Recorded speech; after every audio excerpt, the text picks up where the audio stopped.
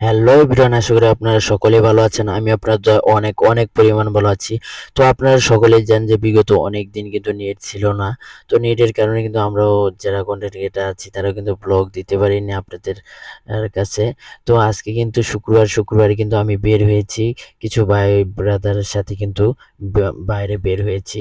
তো বের হওয়ার পর কিন্তু দেখতে পেলাম যে রাস্তার ভিতরে দেখতে পেলাম যখন মোবাইলের ক্যামেরাটা যখন চালু করছি, চালু করার পর কিন্তু তারা শরম পাইতেছে। তো এই যে দেখতে পাচ্ছেন যে আপনারা যে দেখতে পারতেছেন, জানি না স্ক্রিনের ভিতরে আপনারা কতটুকু দেখতে পারতেছেন যে তারা একেকজন মুখ লুকিয়ে রাখতেছে শরমে। তো আমি তাই এই যে দেখতে পাচ্ছেন যে এই ভাইটা কিন্তু সে কিন্তু অনেক শরম পাইতেছে, কারণ ক্যামেরাটা ধরার পর। তো ফাইনালি কিন্তু আমি এখন হাঁটতেছি। তো আমার কাছে কিন্তু অনেক ভালো লাগতেছে, কারণ এই রাস্তাটা কিন্তু অনেক নীরব। শুক্রবার কিন্তু এই রাস্তার ভিতরে অনেকজন কিন্তু ঘুরতে আসে।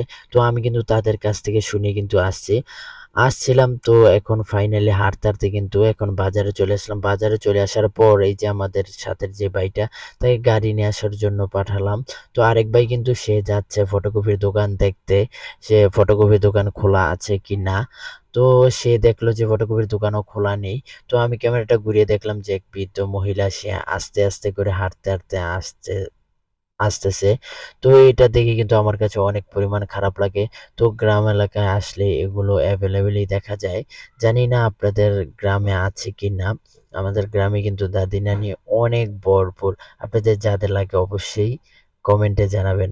তো আমার সাথের এক ভাই বলতেছে যে ওই স্কুল মাঠে নাকি খেলা হচ্ছে। তো স্কুল মাঠে খেলা হচ্ছে এই কথাটা শুনে কিন্তু আমি এখন চলে গেলাম।